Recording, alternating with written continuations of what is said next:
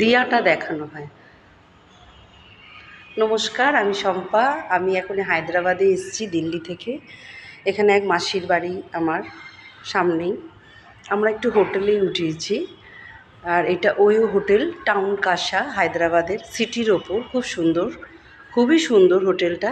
তা ছোট্ট করে একটা মিনি ভিডিও আমি বানালাম, যাতে যদি কেউ কোনো সময় হায়দ্রাবাদের দিকে আসে তাহলে এই হোটেলটায় উঠতে পারে। এই হোটেলটা খুবই সুন্দর, প্রাইসটাও খুব একটা বেশি না, 2000 পার ডে।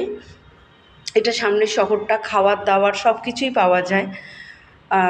রোপওয়েতে বুক করলে আপনাদের টোটো, অটো সব কিছুই পাওয়া যায়। খুব সুন্দর, কাছাকাছি সব রকম শপ আছে, সব রকম রয়েছে। তা খুব ভালো। আমি ছোট্ট করে একটা ভিডিওটা বানালাম, দেখতে যাতে সবাই বুঝতে পারে। এইটা একটা রুম, রুমের ভেতরটাও খুব সুন্দর। এই রুমটা আমরা নিয়েছি আজকে প্রায় 10-12 দিন হয়ে গেল আমরা এই রুমটাতে রয়েছি।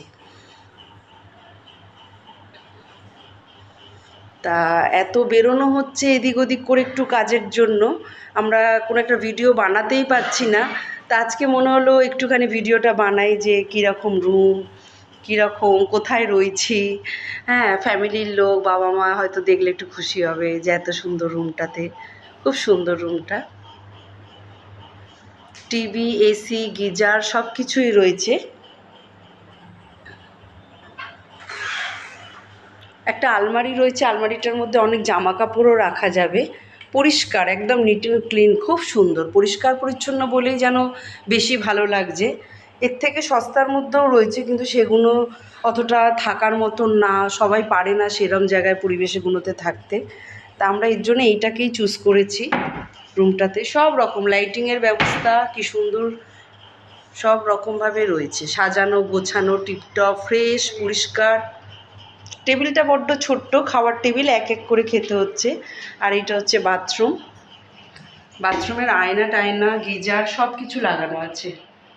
খুব সুন্দর বাথরুমটা, আমার মানে এত পছন্দ হয়েছে। একটু যখনই বেরোনো হয় মানুষের, আমার মনে হয় এরকম একটু ভালো দেখে নিলে নিজেদেরও ভালো লাগে, মনটাও ভালো লাগে। অসুবিধা নেই, কোনো জলের অসুবিধা নেই। আর যারা নাকি এখানকার সব টেক কেয়ার ছেলেরা রয়েছে তারাও খুব ভালো, খুব মিশুকে। কিছু বাঙালি ছেলেও রয়েছে, শিলচর, আসাম, গুয়াহাটি সব এইসব জায়গা থেকে এসে রয়েছে, ব্যবহারও ভালো। ছোট্ট করে একটা মিনি ভিডিও বানালাম, ভাল লাগবে, লাইক শেয়ার করবেন। Thank you.